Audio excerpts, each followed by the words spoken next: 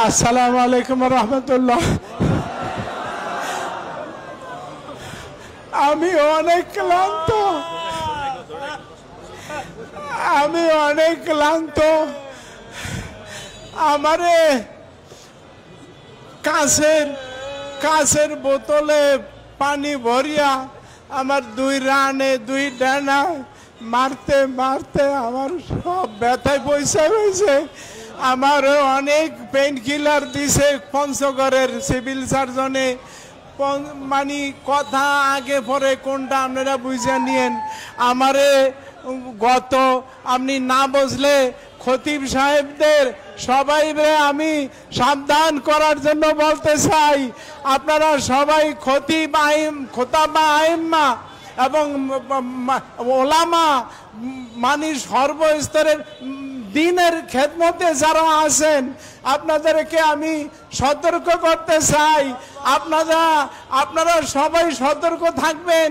কাকে কোনখান দিয়ে কবে কে কিভাবে কি করে এটা আপনারা জোকের কাজ থেকে কৃষক যেরকম সতর্ক থাকতে হয় আপনার এরকম থাকতে হবে।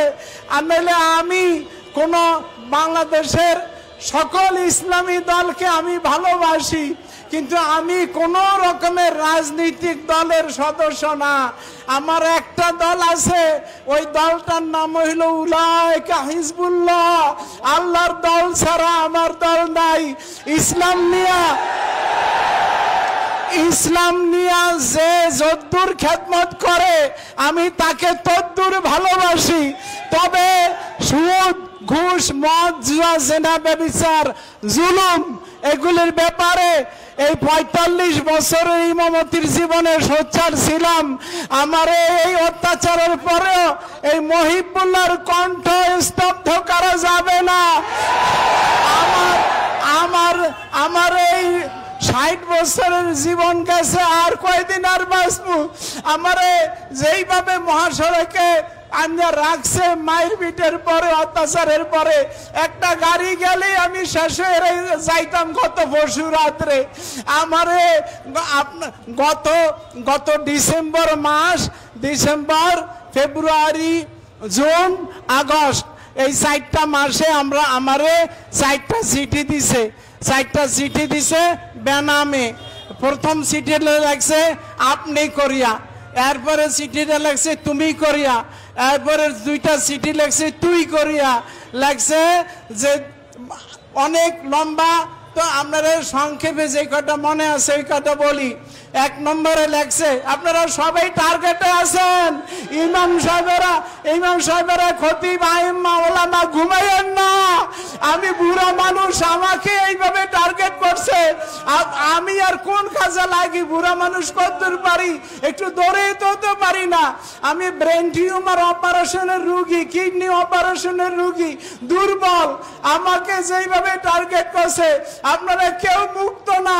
আপনারা খেয়াল করেন, লাগছে যে 1 নম্বরের দাবি না, এটা আদেশ করছে তুই এবং আমার কমিটির সেক্রেটারি, ক্যাশিয়ার সহ সবের লেখছে যে তোর খতিবেরে বলিয়া দে, এবং আমাকে লেখছে খতিব তুই। 1 নম্বরের আদেশ হইল অখণ্ড। আপনারা খুব কান খুলে শোনেন, মনে রাখতে চেষ্টা করবেন পয়েন্টগুলি। অখণ্ড ভারত মাতার পক্ষে কথা বলতে হবে। কারণ পূর্ববঙ্গে, বাংলাদেশ স্বীকারই করে নাই, লাগছে পূর্ববঙ্গের ভারত ছাড়া আপন কেউ নাই। এই 1। 2 নম্বরে লেখছে ইসকনের চিন্ময় কৃষ্ণ মহাপ্রভুর জামিনের ব্যাপারে তুই মিম্বরে বসিয়া কৌশলে কথা বলবি। কৌশলে এক পক্ষে আমার কথা কইতে হইবে। আবার আদেশ করছে কৌশলে কথা বলবি, এবং বলবি তাকে আটকে রাখা ঠিক হচ্ছে না, এইভাবে তুই কথা বলবি। 3 নম্বরে লেখছে বাংলাদেশের সকল ধর্মভিত্তিক দল বিএনপি এবং এনসিপির বিরুদ্ধে কৌশলে কথা বলবি। আরো লেখছে এনসিপি পূর্ববঙ্গের সবচেয়ে বড় শত্রু। আর ধর্মভিত্তিক দলগুলির বিরুদ্ধে কথা বলবি।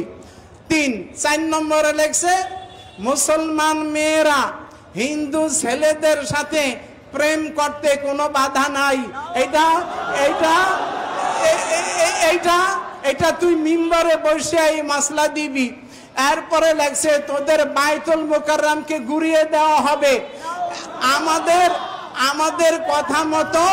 আমাদের কথা মতো যদি তোরা চলস, এবং এই সেক্রেটারি ক্যাশিয়ারের আদেশ করছে তোদের ক্ষতি বেড়ে চাপ দিয়ে যদি এই কথা বলাস, তাইলে তোদের প্রত্যেককে 1 কোটি রুপি করে দেওয়া হবে।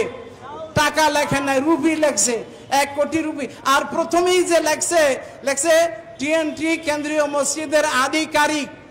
এটি কোন দেশের ভাষা আপনারাই বুঝিয়ে নিয়েন। বাংলাদেশে কর্মকর্তা, অফিসার বা দায়িত্বশীল এরকম লেখে, কিন্তু ওই সমস্ত দেশে লেখে আধিকারিক। লেখছে টিএনটি কলোনি মসজিদের আধিকারিক। তোদের বলছি, তোদের ইমামেরে এর আগে 10টা চিঠি দিছি, আসলে দিছে 4টা। লেখছে 10টা চিঠি দিছি, সে একটারও মূল্য দেয় নাই, তবে তার জীবন দিয়ে আমাদের চিঠির মূল্য পরিশোধ করতে হবে, এই লেখছে।